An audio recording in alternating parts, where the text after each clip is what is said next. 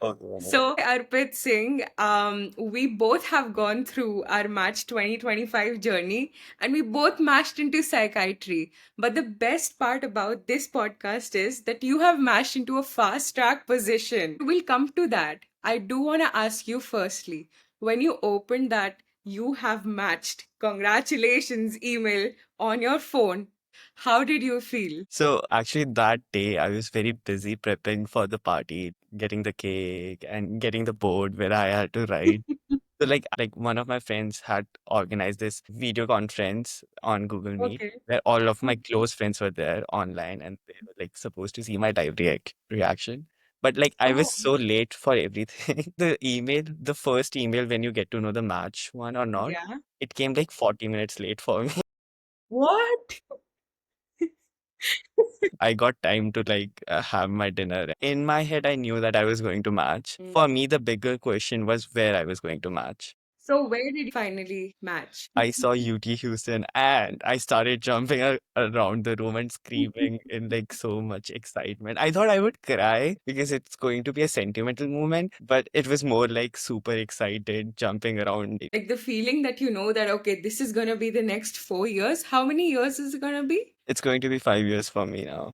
So I do want to ask you about the fast track position you matched in. So Yes. tell me a little bit more about this because even I don't know. Sure. So, like, if you remember that when we're applying to programs on ERAS, Uh-huh. some programs, when you select them, and then it shows options for different tracks. So a lot of psych programs have different tracks like research track, community psych track, and then the child track. So the child track is basically a combined program which includes the residency in general adult psych and then 2 years of child and adolescent psychiatry fellowship. So it's Hmm. like a combined position. So if you match into the track, you don't have to apply for the fellowship again and you straight on get entry in the same program for the fellowship program. Yeah, and you graduate with a fellowship after 5 years. Yes.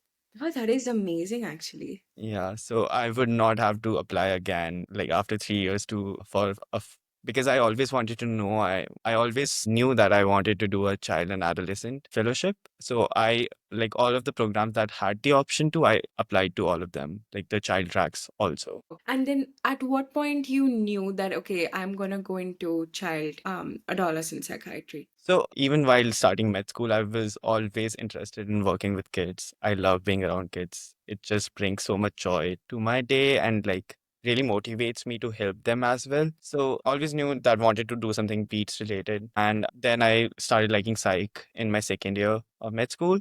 Then as I got to do more and more, I learned about child and adolescent psychiatry. It was really interesting. Then the main thing that confirmed it for me were two things. One was ACAP, which is the American Academy of Child and Adolescent Psychiatry. It was also the first conference that I attended in the US. And my first time that I was in the US was because of ACAP, and where I met these amazing, wonderful child psychiatrists. And all of this then led to one of my USC clinical experience being an acting internship in child and adolescent psychiatry, which then only confirmed my love for it. And then I again attended ACAP for the next year. And then Mm. I already knew everyone, and it was just like such a warm, homely feeling. So I knew this is where I'm gonna. And most of my mentors are also child psychiatrists. So, like, you have been building your journey and your interest in child psychiatry Yeah. since like a couple of months or years because Yeah. you attended the conference again. Coming to this only, when did your entire USMLE journey start? Yeah. So first year in college, I was like totally lost. I didn't know what to do, and I didn't even wanted to be in med school. Everyone is like that. So my parents just like dropped me off and they were like, do this. So I was there and I didn't know what to do. In second year, I got the hang of things, like how things were going. I got like more academically inclined. And then Mhm. I realized, okay, if I'm studying this much, I'm totally going to do a specialization. And I'm from 2018 batch and our second year Okay. was during the COVID era. Yeah. Where did you go to your med school? So I did my med school from AIIMS Rishikesh, All India Institute of Medical Okay. Sciences. So second year was during COVID. I got more academically inclined, and during that time also, I always had an interest in psychology and behavioral sciences. And Okay. in COVID, I got to explore more of that. I did a few courses on psychological first aid, dialectical behavioral therapy. So all of that like made me even incline more. And I always loved my psych postings in college. So in second year, I was like, okay, psych is what I wanted to do. So the first thing I decided was on like I want to do my specialty was going to be psych rather than Hmm. USMLE. So when I decided psych, I then started exploring options for specialization and where could I find the best platform or best place to train into to the best psychiatrist I can be. So I saw that US was already far ahead in the race. And one of the major thing I really liked about US training was it was just not psych farm, which is like what happens in India. It's just prescribing medication. They have a very good emphasis on psychotherapy as well. And even in interventions, they were quite far ahead from India. So that's when I decided, ki, okay, US looks like a good place. And I had some seniors who were already in the process. So it was not a uncharted territory for me. I Okay. had the guidance, I had the opportunities in my college that could help me to get there. So Okay. I then decided, okay, I'm going to do USMLE in around mid second year. And my parents were not very pro to it. My dad's in the military. So he was like, no, you're not going out of this country. Yeah. So, but yeah, then I was very persistent. And they also were not very pro psychiatry, as in Why is that? I don't know.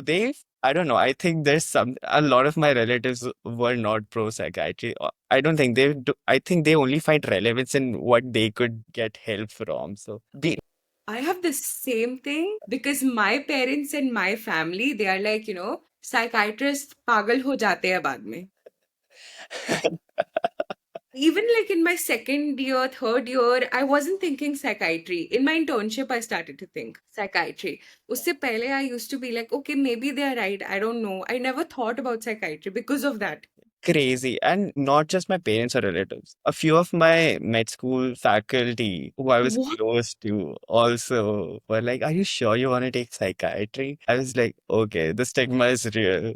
And It that is just makes me want to very. do it more. So, do you think you were a rebel to choose it, or did you actually No, I like it? actually chose it, and then people did that, and then I rebelled more. So it was just a feedback cycle. Okay, okay. And then when did you take your step Yeah, examinations? so in second year, I decided, okay, I'm gonna do this, and I was very intentional with it, and I knew that I had to do it because I knew like a lot of my seniors were doing it after they were graduating or in during their internship, Mm-hmm. which did not seem like a very good idea to me because I knew like since we are in a very academically competitive environment at our med school, I knew that okay, I'm not just gonna wait till my final year to start preparing for my postgrad. I'll just start it Mm-hmm. now. So like as soon as second years ended, I started preparing for my step one and I gave my step one before my third year ended. Okay. Yeah. So And then step two. and then, after that, I took an intention again. I took a break for final year to focus more on my final year subjects and Mm-hmm. research. So I did that. And then I started preparing for my step two in internship. And I gave step two. So then the rotations came up, the conferences came up, and I was not able to have a like delineated area of time to do step two. So I was only able to do my step two last year in like July or August. And that was the time, like, if I would have even delayed it for a week, I would have not gotten my ECFMG certification done and would not been eligible for this year's match. And this was I think, one of the major dilemmas that I had last year also, whether to take more time and get a really good score in step two or get it Mm-hmm. done, get a good enough score and apply this year. Okay. Because my aim was always that I had always imagined myself to do my residency from a university program. I was planning everything according to that. So I then talked to a lot of people, and then they were like, step two is something that cannot be compromised on. But again, it's not the only part of your application. So if your application is good enough, then also you have a good chance to Mhm. match at a good program. So Okay. that's why I took my time. And by the end of my prep, phase, I saw that my practice scores were reaching the targeted score. So I was like, okay, let's do it. So that's why and then a lot of my mentors from US also like really motivated me to apply that cycle. I was like, okay, let's do this. Okay. And coming back to your timeline, so in 2020, you took your step one, and then you took your step two in July or August 2024 for the math cycle 2025. Yeah. That's okay. You did it. I would never have done it. I I would have been okay. I don't know if I should sit for the match, so I won't sit for the match. I'll sit next year. You mentioned that you did a lot of things, and step two wasn't the only part in your application. And also, the other mentors told you that if your profile is ready, you should go for it. yeah. What were you doing to make your CV? Because you said you attended ACAP, you were doing some research. So, like, tell me a little bit about these other factors that you did that made your application strong and actually made you match into a fast track position. So right after like the whole step 1 year in third year was like only me studying for step one. That was like I was in a very dedicated zone. As soon as it ended, I went into my final year. I then wanted to really do something for the community in my med school. So Mhm. I then stood up for the elections in our student union and I became the literary Oh. participate in quizzes, debates, creative writing, a lot of stuff. So with that aim in mind, I stood up in the elections, I won, and then I started these clubs in my college, got all the juniors together, started organizing events. So there was Mhm. that. During COVID, and after we came back from COVID, there was this met, peer support group in our med school, which our Mhm. senior has had started. So I was Mhm. very passionate about that also. It was basically to help any student who was struggling, even like mentally, in social relationship wise, Mhm. financially. In any sense, if someone needs help, we were like, we are there for you as a first point contact if you just want someone to hear, because not everyone has enough social support in their own batches. Right. So I then started working towards that also, organizing events. So we used to organize like small activities in like fun, friendly games in a small setting, just so that there's a sense of unity in college. And we had our phone numbers on flyers that, and if anyone needs, they can contact us anytime of any day. Mhm. So that was also a very meaningful experience for me during college. I was also involved in the medical student organizations, national and international, AMSA, MSAI, all of these. And Mhm. I had national roles, international roles. I was working on international capacity as well. So I had teams to manage that also. So a Mhm. lot of side stuff, So, extracurricular. like a lot of leadership Yeah. role. And volunteering also. I was also in the Volunteer. public health fit, which I did in COVID. And I think that was also a very significant part of my application because I did a lot of public health volunteering stuff during COVID. I was also participating in quizzes. So I went in like the Indian Psychiatric Society, Indian Association of Dermatology, national level quizzes with them through my college. So yeah, a lot of extracurriculars. How were you managing your time? Like I'm thinking because you're from AIIMS Yeah, and AIIMS is supposed to be very heavy in academics, clinics, yeah. and there's so much of involvement that you were doing. You studied for your step also. How? Very glad I was able to manage all of that. I think a few major factors were there that really helped me get through those time. One, I had a really good social support, like my friends, my juniors, all of them like were very like if I had something like if I had to be at two places at one time, people will help me to manage the other thing. Mm-hmm. Other than that, I used to meditate throughout the med school and like throughout my exams. So having that calm centeredness really used to help me keep calm in all these chaos. Yes, one thing that really helped me a lot in med school was giving my step one early on, because in third year and final year, I already had my concepts crystal clear.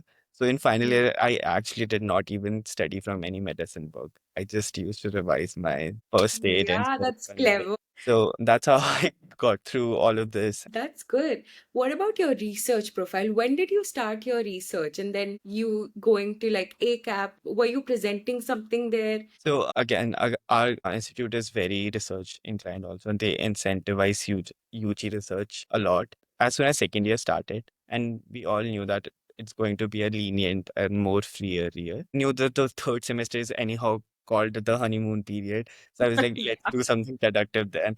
So I started my first research project in third semester, which Okay. was in geriatric medicine and it was also related to sleep. Because I was just Okay. starting out, I didn't know how to choose topic. So the most familiar faculty I had was in geriatric medicine. So Mhm. they just took me along. I Mhm. did 3 months. I used to go after college every day to get the data for 3 months, even on Yeah. Saturday and Sunday. So that was Uh-huh. a very hard work and toil, like What a was a lot. retrospective study? No, that was like a longitudinal cross-sectional study. Okay, okay. So like that data you have to collect from people. So you were like Yeah, talking to people. yeah, Okay. and it was like a sleep questionnaire. So every day until they are admitted, I'll have to follow up on those patients.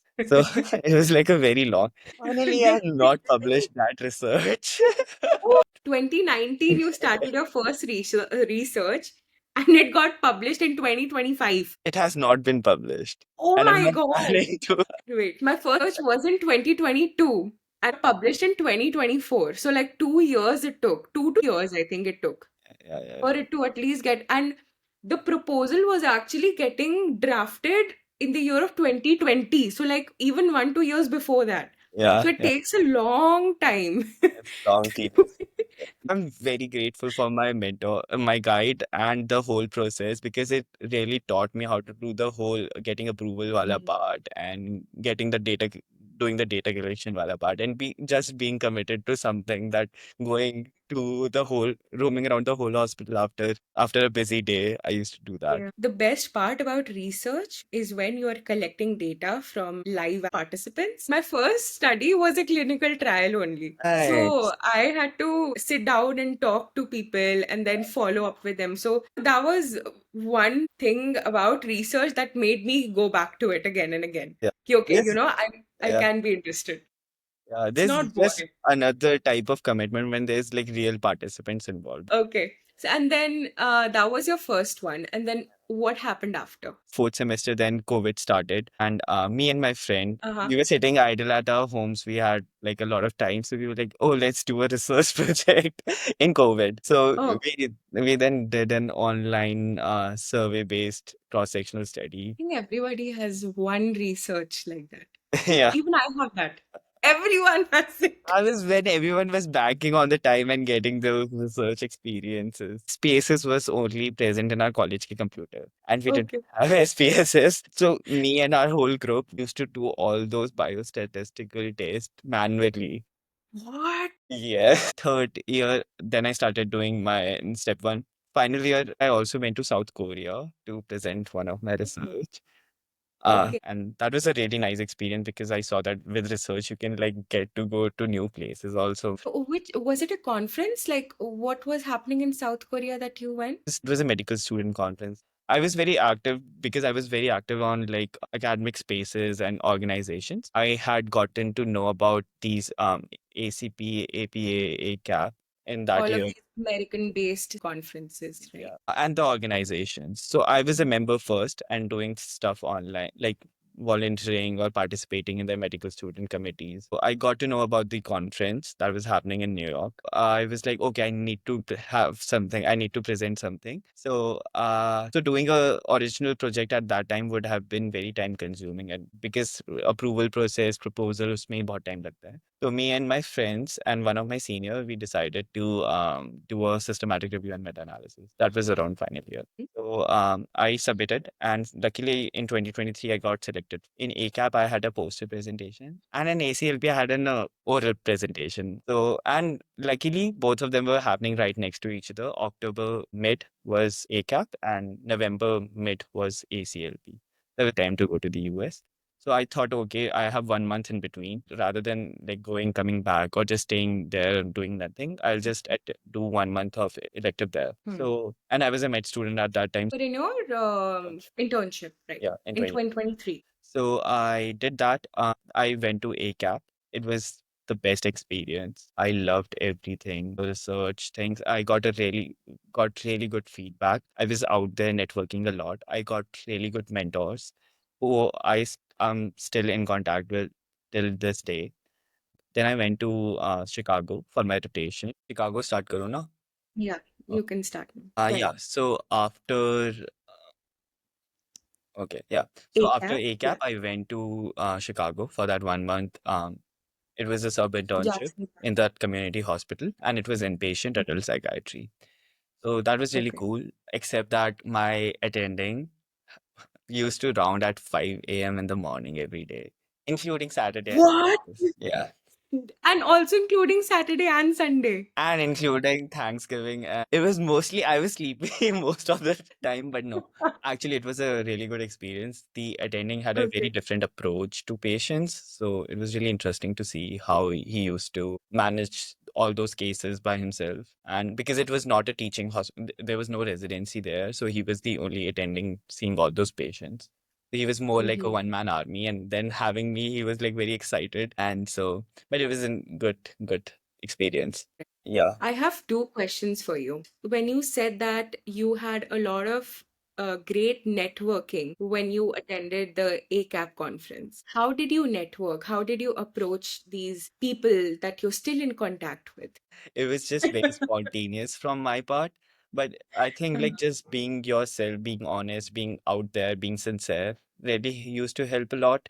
Like they could see the sincerity, and I would Mhm. just go and introduce myself as a final year medical student from India. So like whenever I used to say India, they used to already be like, "Oh my God, you've traveled from so far." Since Mhm. ACAP is a bit niche than APA, so Yeah, there's it's a smaller. not a lot of medical students, especially not a lot of international medical students. Everyone was very open, very receptive, and those events, they were already there to mentor you. So that's Yeah. get like really good, amazing mentors from there. It was just I had the best time of my life in New York. And I think everybody should go to New York City at least once. I like every day I was there, I used to feel like, oh my God, I'm living the life. I'm living the dream. Is it real? Oh my God, am I in New York? That specific part of Manhattan, that's really nice and dreamy.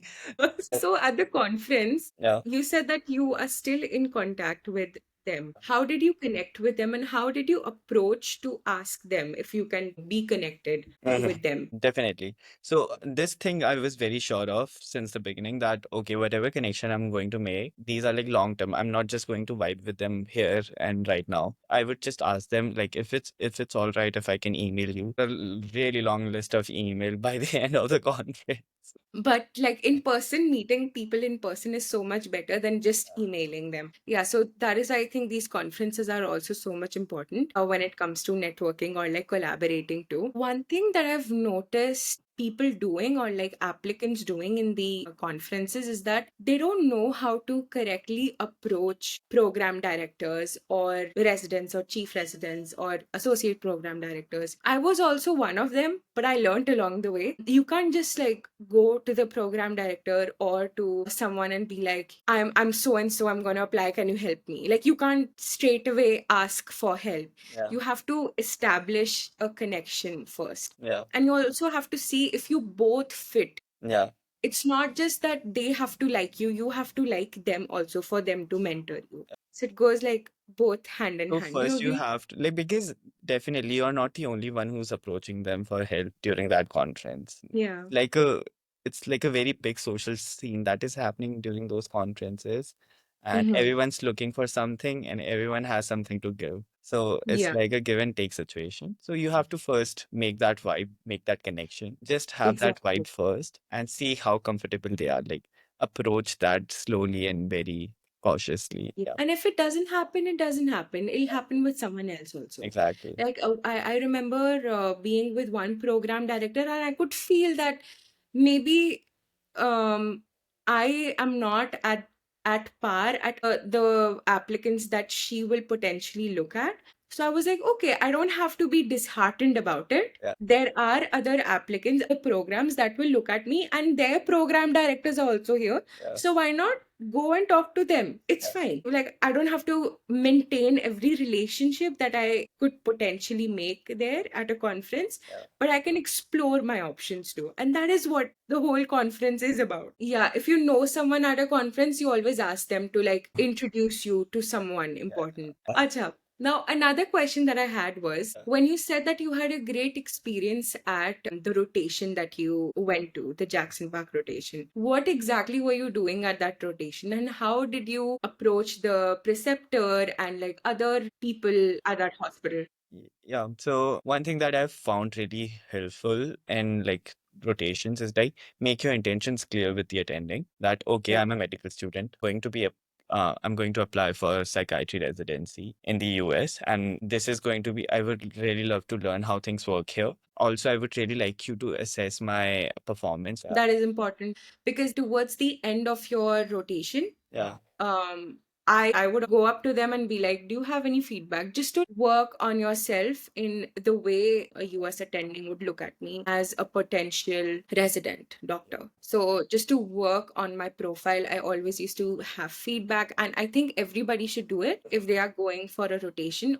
Always ask for feedback and be very humble and be open to criticism. It's going to always be constructive criticism. It's part of the learning process. It's part of the rotation why you're doing it. And you can Definitely. like definitely see the difference between people who are just doing it for the sake of doing it and those who are intentionally like very sincere about doing that. Yeah, yeah. So, did you do any other clinical experiences after this? Yes. So then I then started applying to other university programs for Oh, electives since I was still a medical student. Fortunately, I got selected for the acting internship at Cleveland Clinic, and they okay. had only one psych acting internship in 1 month, like one spot. So only 12 spots Yeah. throughout the year. I was fortunate enough to get that. So I then went. So I it was scheduled in April. And so I did a few months of my internship during that time. And then I Mm-hmm. went for Cleveland Clinic in April. Okay. The other attending,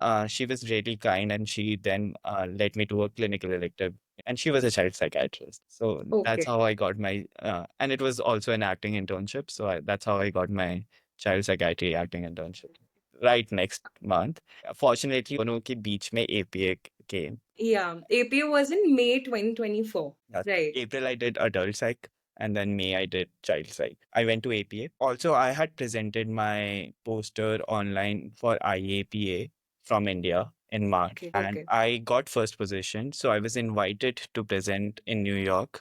So I went there. Again, I met a lot of interesting new people, interesting research. I got to see them Yeah. again. And yeah, so, and then I met you. ACAP was more faculty networking. APA was more resident and medical student networking. Yeah. So that happened. It went really great. And also, I got one LOR from my Jackson Park rotation. I got one LOR from my adult inpatient at Cleveland. And then I got two LORs one from my outpatient attending and one from my CL attending from child Okay. rotation. Already have my LORs. So there's no point in like looking for more and more rotation. And usually Right. जहाँ पे requirements में लिखा भी होता है, it usually says 3 months of USE, like the minimum Yeah. baseline.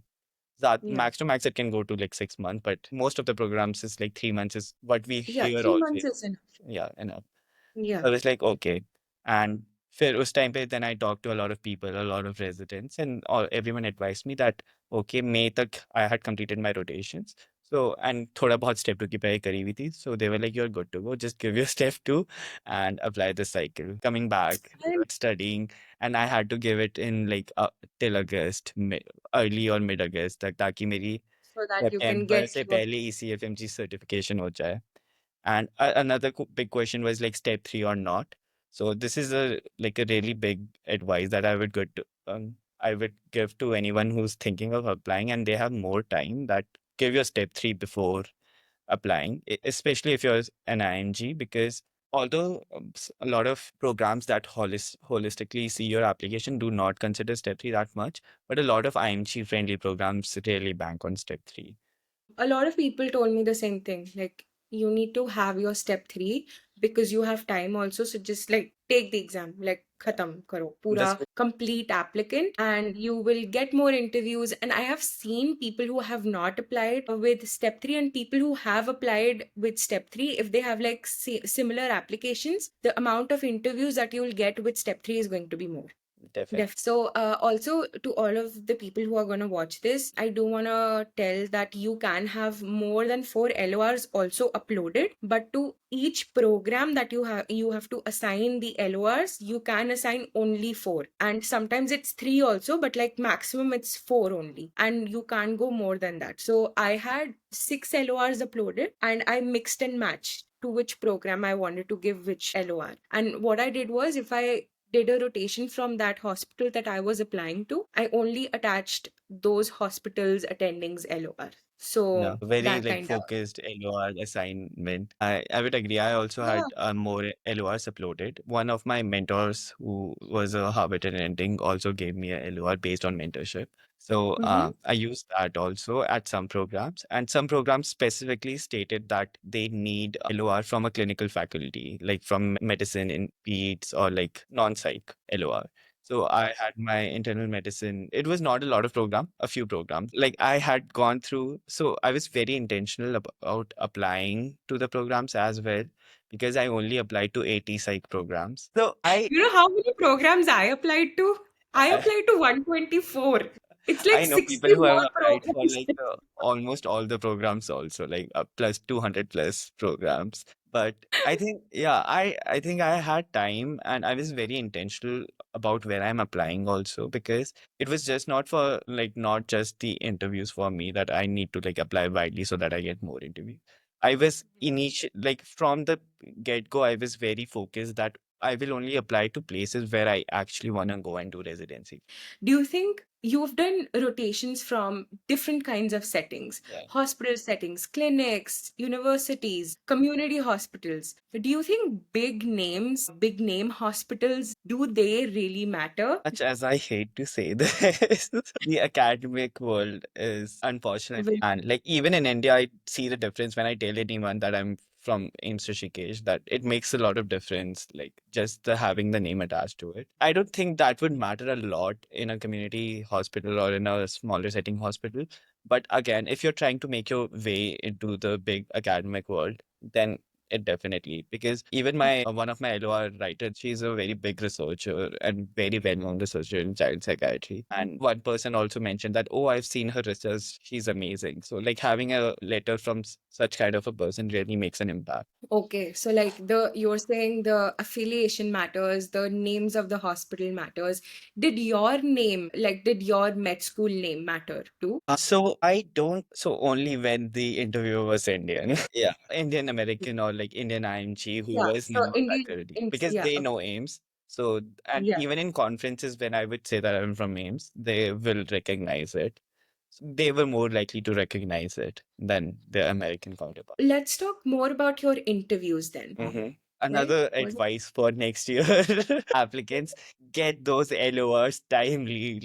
Oh my God, yes. That gave me a heart attack, and I got my last two LORs like 1 or 2 hours before the deadline. My last LOR 1 day after. Do you know? So you were Yeah. so you No, assigned no, it no. later on. No, no, no. Not 1 day after. He uploaded it the same day and it showed me 1 day after, like 3 days after. Oh God.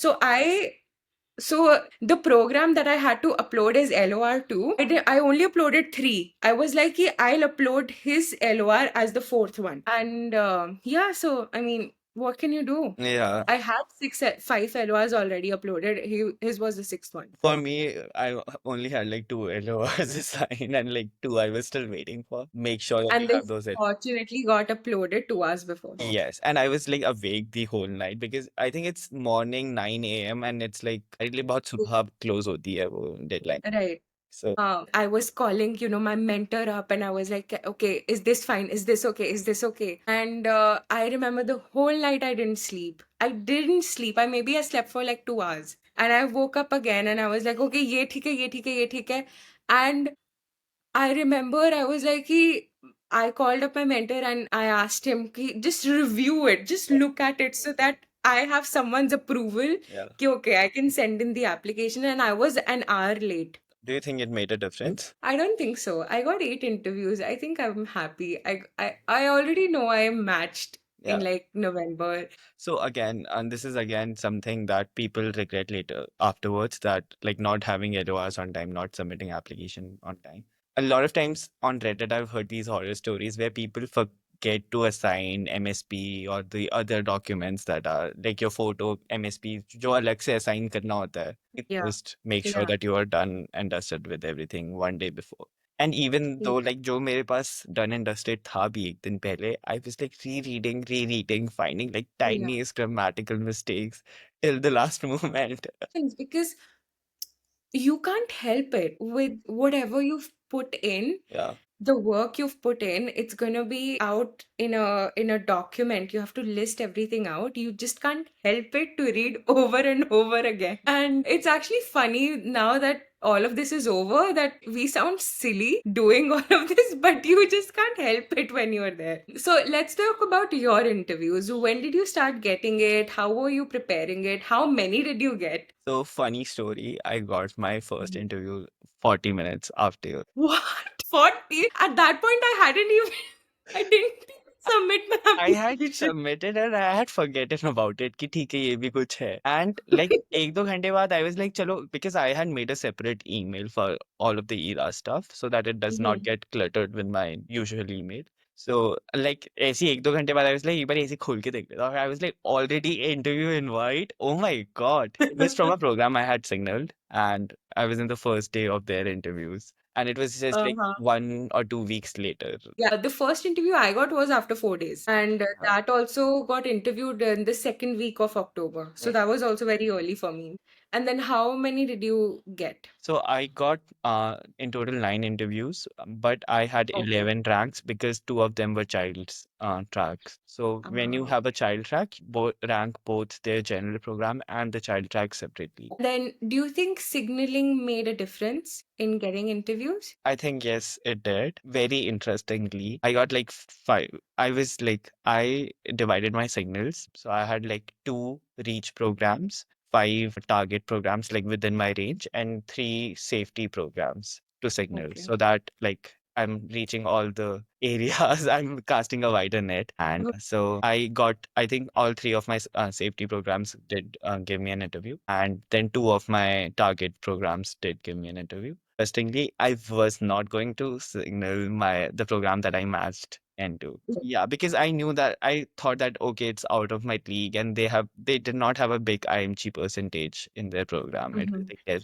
around to 15%, which is very Okay. less compared to other programs. 10 to 15% is like one IMG, and that too not in every class. Yeah, yeah, yeah. And considering my program is a big program, it has 20, now it has 20 residents in one class. So that's like Oh.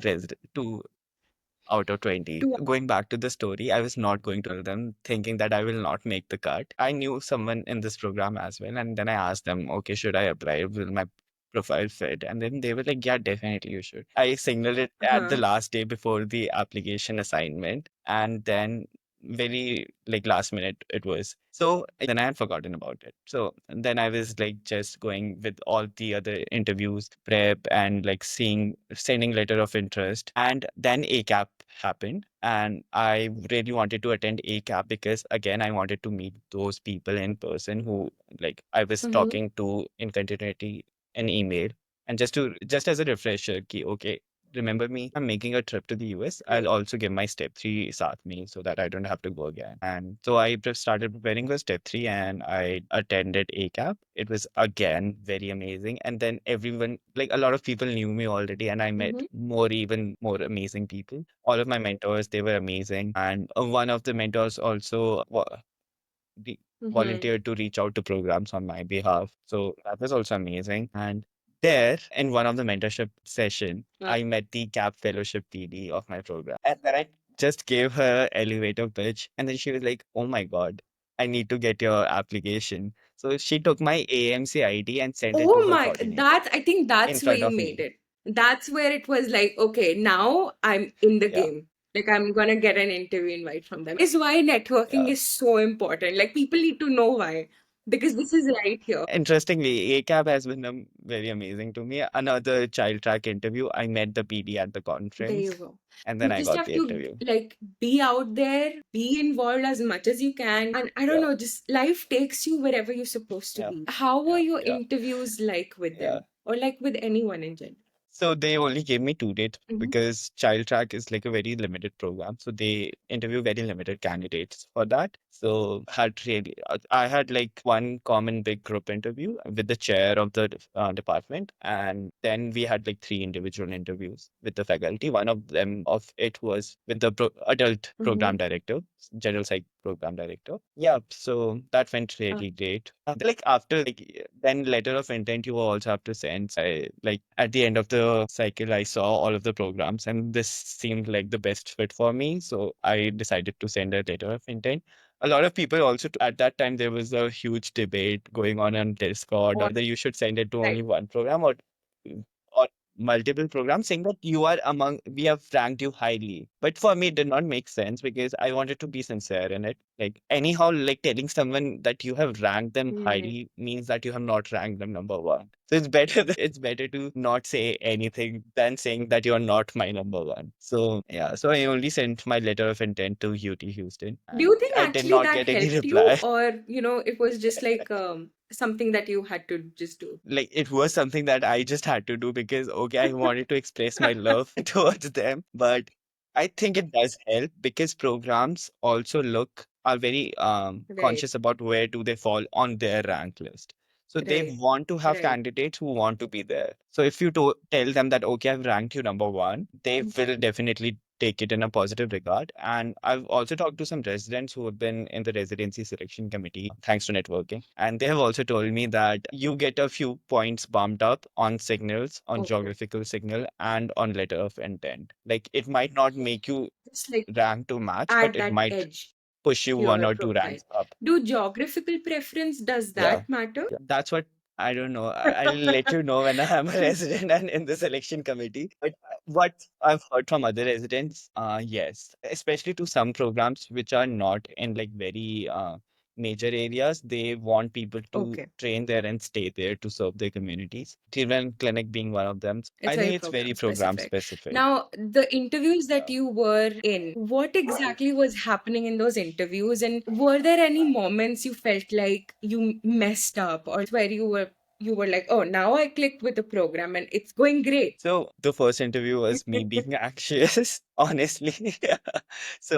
But then I got the gist of it, and I also did a mock interview. It was paid, but it was worth it because it Hmm. was an American student resident who was Okay. interviewing me, and they gave me really good feedback afterward. Shout out to Psych Squared. But yeah, and so it was really helpful to get my jitters off. And then I also think if you are scheduling your interviews and you have options to schedule your safety interview first because that helps you to get the jitters off and get into the flow because you want to be at your peak performance by the time of your Dude, favorite I matched institute at my or first favorite program. interview, the place I interviewed first. So I don't know. They already love. This was also a feedback that I got many times that your passion towards psychiatry like really shines out. So I think that really helps. And like whenever you're speaking, speak from your heart. Like don't go back to your memorized script again and again.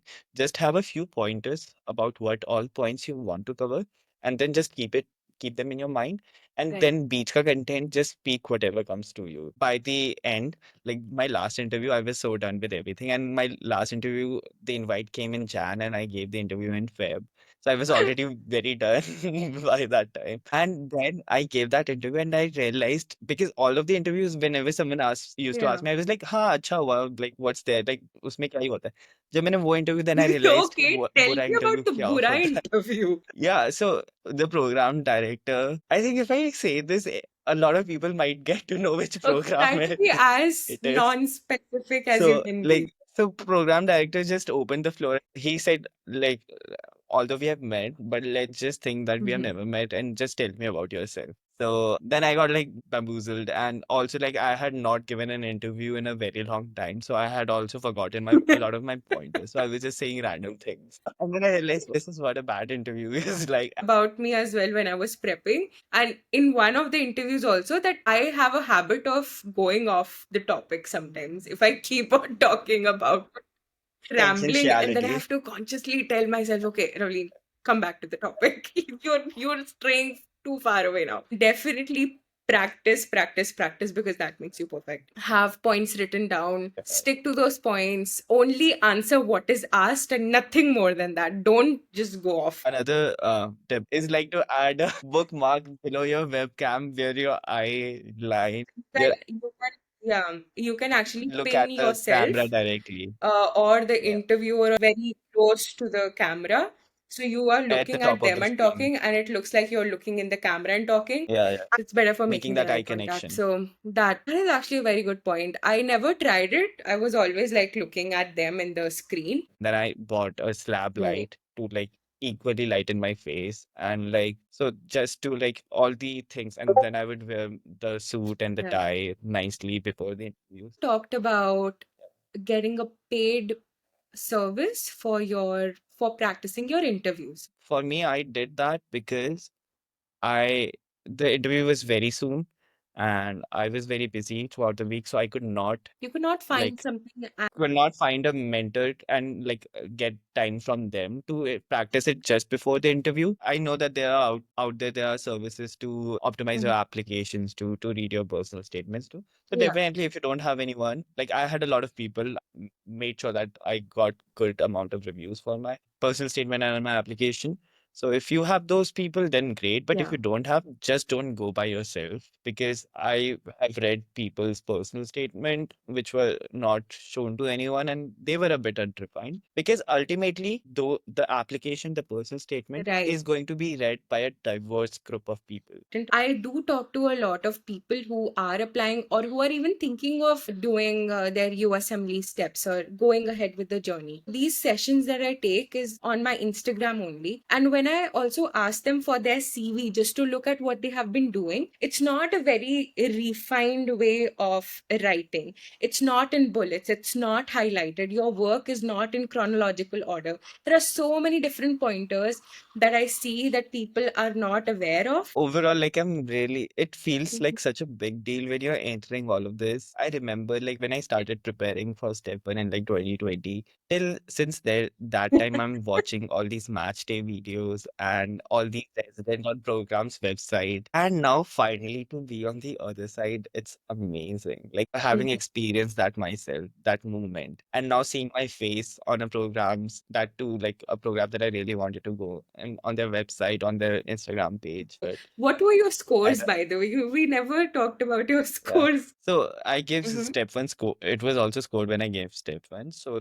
in step one, I got 248, Mhm. and in step two, I got 254, Yeah, so and in step high three, I got scores, 242. So research, very like USCs, consistent. multiple USCs, networking, collaborating on different research projects. So you had everything on your application and everything was planned out. You were taking things seriously and you were very genuine and sincere in your approach. And that honestly made you match. So, congratulations Yeah. on this. Thank you so much. Although I do feel like the big part of Hmm. this journey is the people. Like all the people I've met in conferences and like outside the conferences during rotation, they've made such a big impact in my life, showing me different perspective towards life. I met such amazing people at AB, including yourself, to see that how everyone approached this match game differently and how everyone had their own strategy and their own goals. It was a very diversifying, like it was eye opening and like it opened my horizon. And honestly, like I made such good memories and such good friends out of this whole thing. I'm really glad, grateful that I chose to do this. And now that I'll be going to my program, I'm even more excited to meet even more people and experience a new Mhm.